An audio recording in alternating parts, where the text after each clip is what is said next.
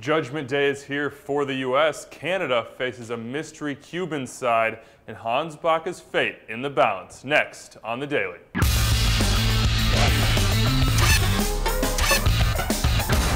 Hello and welcome to The Daily. It is Friday, October 12th. I'm Andrew Wiebe. Next to me, Greg Lawless. And Greg, you know, in the intro we said Judgment Day, but maybe there's maybe there's not quite that much pressure. Certainly on the U.S. national team, but I think all expectations are they'll beat Antigua and Barbuda tonight. That game, 7 p.m. on beIN Sport. Well, look, there is pressure. Let's not make any bones about that. But you're right about the expectations. This is Antigua and Barbuda. The U.S. should mop them up in this one. It shouldn't be much of a problem for them, considering where these two teams are in, you know, just like in the state. Whether you're looking at the rankings in FIFA, anything, it doesn't matter. The U.S. should be able to dominate this game. It's all going to come down to scoring, I think. Can you start to finish your chances as they come in?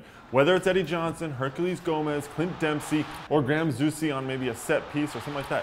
They have to finish their chances, and they have to do it early so that there's no chance that that pressure that is there starts to build up unnecessarily. You mentioned all those weapons. I think the question right now is who starts up top. I think probably Carlos Bocanegra slips over to left back, but who gets to start up there at that fulcrum? Who's the guy that's going to have the responsibility? Personally, I think it's going to end up being Herculez Gomez. I think that Jurgen Klinsmann likes him up top alone because he does a lot of work defensively. He can hold on to the ball when it's played in him, and then when he gets in the box, he's one of those box in the box type of finishers. So I think you want to start him up there and allow Dempsey to sit underneath him the way he does for Tottenham. Certainly we will find out who Jurgen Klinsmann goes with tonight. That game once again 7 p.m. Eastern on beIN Sport.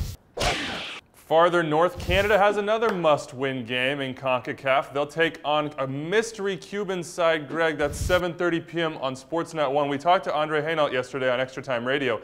They don't even know names when it comes down to this roster. No, they basically watch the tape of their last game in Cuba, and they have a couple other ones. They talk about the numbers, or they say the big guy in back and things like that. But he did admit, Andre Hainault did, this is a must-win game. And it's true. If they can get 3 points here, they will most likely jump ahead of Honduras, the team they play next Tuesday when they have to go down to Honduras. Honduras playing against Panama.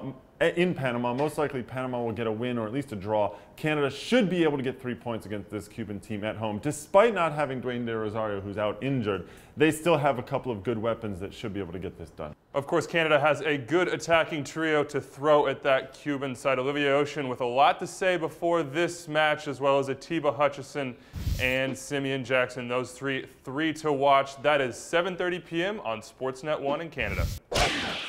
Well, Greg, there's some writing on the wall in New York. We saw that front office change, and everybody wondered what might come out of that. Now on Thursday, Hans Backe quoted in a Swedish publication saying, hey, I'm probably going to be home in December. What do we make of that? Is he showing it out there? Well, I mean, I think what he's basically doing is saying, my contract's up in December. There has been a shakeup above him at the Red Bulls, and we've seen what's happened there. So he basically, his biggest supporter, I think it was Eric Soler, has now gone. So now, anytime there's a shakeup at the top, there's usually going to be some trickle down like that. And maybe Backe is reading the tea leaves here and saying, my contract's up in December. They haven't talked to me about a new contract yet.